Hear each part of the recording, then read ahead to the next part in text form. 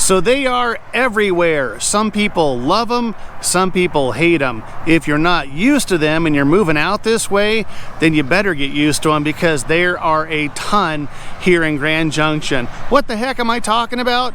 I'm talking about roundabouts. We've got them all over Grand Junction. We're going to tell you how to navigate them, why they're all over Grand Junction, at least the rumor anyway, and we're going to get after it right after this, so stay tuned.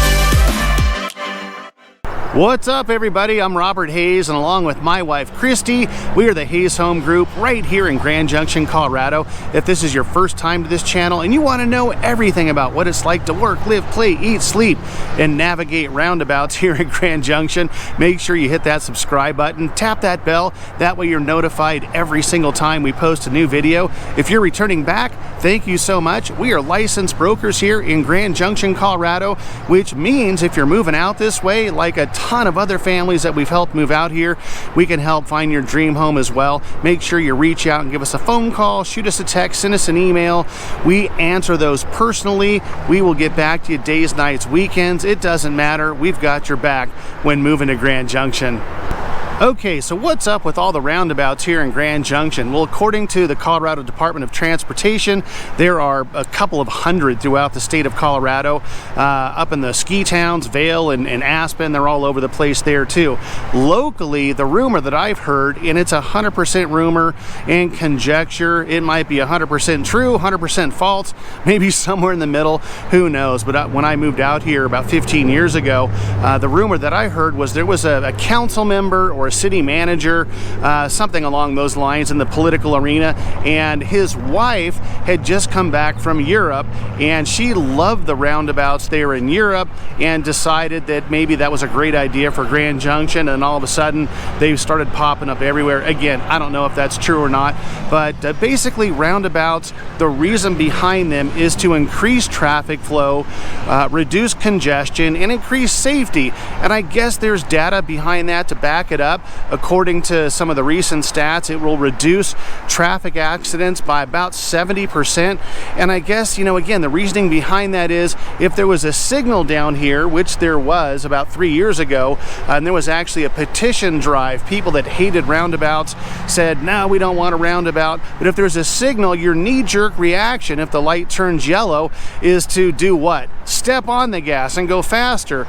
Well, what these do is force you to slow down and make your decision to go through the roundabout whichever way you're going to go. I've got a little graphic I'm going to put up to kind of give you really the basics of what it's like going through a roundabout and what you're supposed to do. So if you're in the, like this one's a 2-laner, if you're in the far right lane, you can do a few things. You can go ahead and continue on and make a right-hand turn. That's option number 1. Or you can continue on and go straight, so a half turn, and continue on the same path. If you're in the inside lane, really you're looking to do a 3/4 turn and go all the way through and basically again do a 3/4 turn and head, in this case you would be heading north on this roundabout coming from the west. So those are basic, basic roundabout rules, I guess you would say. You're looking to fill the gap. That's what you're trying to do. Now you're going to want to make sure to slow down and see what the oncoming traffic is. Trust me, it's going to be somebody else that's going to be messing up, not you. So just be on the alert for that.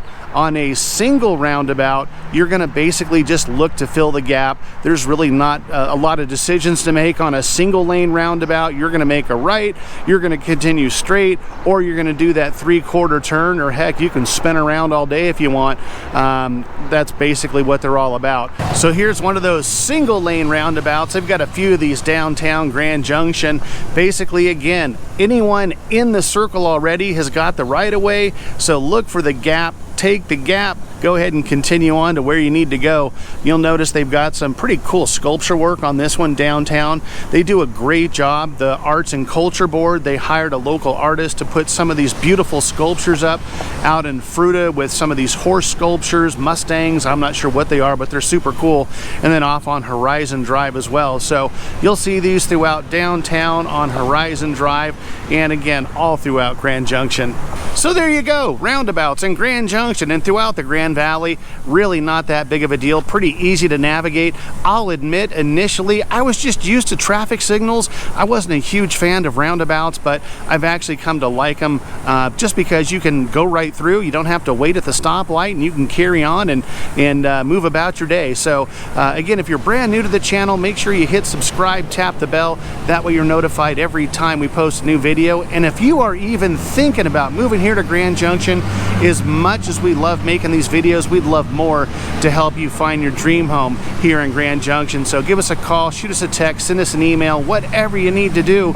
We've got your back when moving to Grand Junction. Until the next video, we'll catch you later.